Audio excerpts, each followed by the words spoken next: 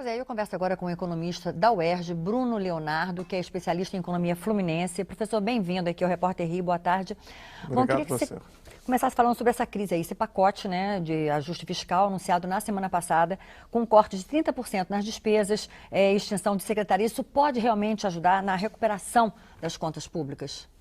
Bem, eu acho que é importante ter noção que a crise teria três dimensões, né? Então, o ataque a ela tem que tratar essas três dimensões, claro que tem tempos diferentes. Primeira dimensão, eu falaria que é uma dimensão estrutural, ou seja, de trajetória do desenvolvimento do Estado do Rio de Janeiro, que eu colocaria que é uma tendência a uma estrutura oca, produtiva oca.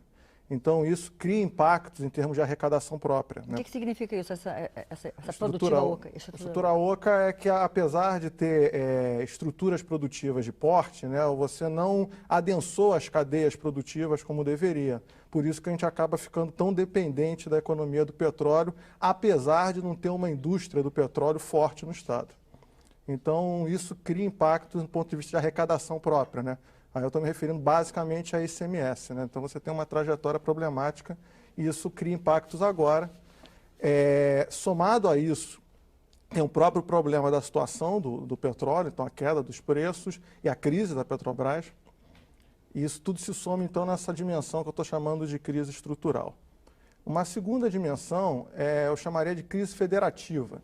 Então, tendo uma perspectiva, a questão da como se distribui a estrutura tributária e os repasses de recursos.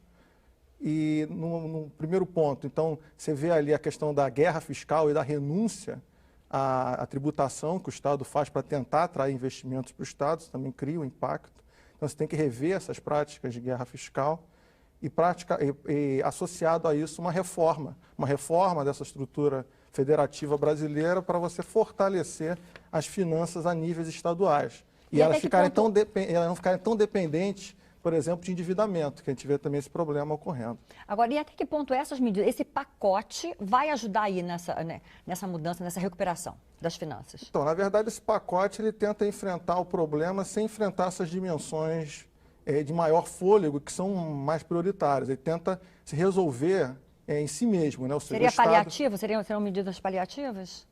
Com certeza, né? Na verdade, para você enfrentar, né, faltaria falar da terceira dimensão, que é propriamente você ter uma questão de renegociação de dívidas, você conseguir fortalecer a Petrobras e ela voltar, então, a fazer seus investimentos. Então, ou seja, são discussões de maior envergadura que exigem uma articulação entre diversas esferas de poder, que não só estadual, e cortes, como o Estado está tentando fazer, ou colocar o ônus sobre os servidores públicos, não é a solução.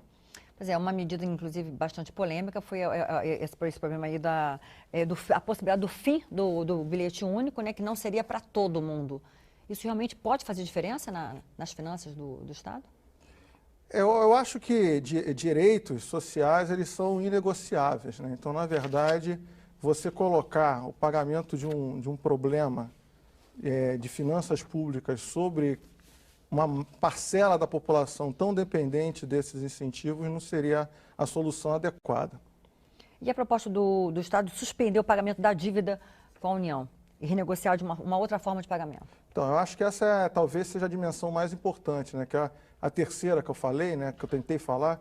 A primeira, então, era essa crise estrutural, a segunda, uma crise federativa, propriamente uma crise política, conjuntural, que impede, né, até o próprio movimento golpista a nível federal, impede que você coloque como prioritário você enfrentar esses problemas e você acaba, enfim, postergando questões como a renegociação da dívida ou a própria recuperação da Petrobras, que seriam os principais desafios, e o governo do Estado fica ali na espera dessas soluções que o nível federal não responde a contento.